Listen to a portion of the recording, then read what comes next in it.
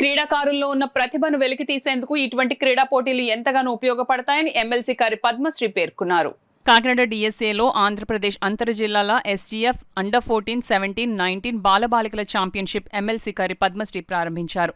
డిఎస్డీఓ సతీష్ కుమార్ అధ్యక్షతన జరిగిన ప్రారంభ కార్యక్రమంలో ఎమ్మెల్సీ కరి పద్మశ్రీ, డీఈఓ పిల్లి రమేష్, ఆంధ్రప్రదేశ్ వ్యాయామ విద్యా ఉపాధ్యాయ పర్యవేక్షణాధికారి Mahabub Basha, tournament observer S Babu, SGF administration secretary, tournament organizing secretary P Sudharani, SGF organization secretary K Srinivas, Kakinada PETs association నాయకులు P Srinivas, V Macharyarao, K Nagu, మాజీ SGF secretary Lanka George, Raviraj, G Sunil Kumar, K Mangayyamma, GJRS Kaur, Suribabu, Nagamani, Deepti Esther, DSA coach Laxman పాల్గొన్నారు.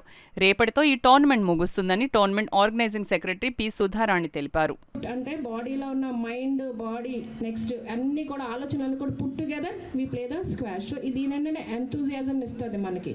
సో స్పోర్ట్స్ అన్నది చాలా important.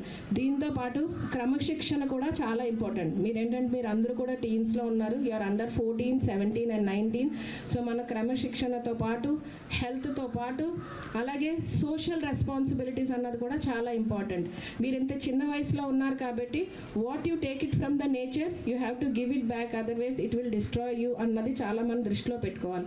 So if you are taking in good air, మనకి మళ్ళీ ఆ air అన్నది మళ్ళీ ప్రకృతికి మనం ఇవ్వాలి. So that we give through tree plantation ద్వారా ఇస్తాం. అలాగే మనం వాటర్ని యూస్ చేస్తున్నాం అంటేనే it's a duty to conserve water. అంటే రెయిన్ వాటర్ అన్నది వస్తుంది, అది మనకి వెల్స్ ద్వారా కానీ లేదంటే మన ల్యాండ్ ఏరియా కానీ నుంచి అంటే సోక్ చేసుకునేటట్టుగా, లేదు అనుకుంటే మన బోర్వెల్స్ ద్వారా అవ్వనివ్వండి, మన ఏదో భూమిలో నుంచి వాటర్ ఏదైతే తీసుకుంటామో అది భూమి ష్రింక్ అయిపోతుంది. అది గుర్తుపెట్టుకోవాలి అందరూ కూడా. ఎప్పుడైనా వాటర్ ఏమైనా పడేయవలసి వస్తే అది డ్రైన్స్లో కాకుండా మనకున్న ఒక మట్టి ఏరియాలో కానీ వేస్తే సో భూమిని దాన్ని సోక్ చేసుకుంటుంది.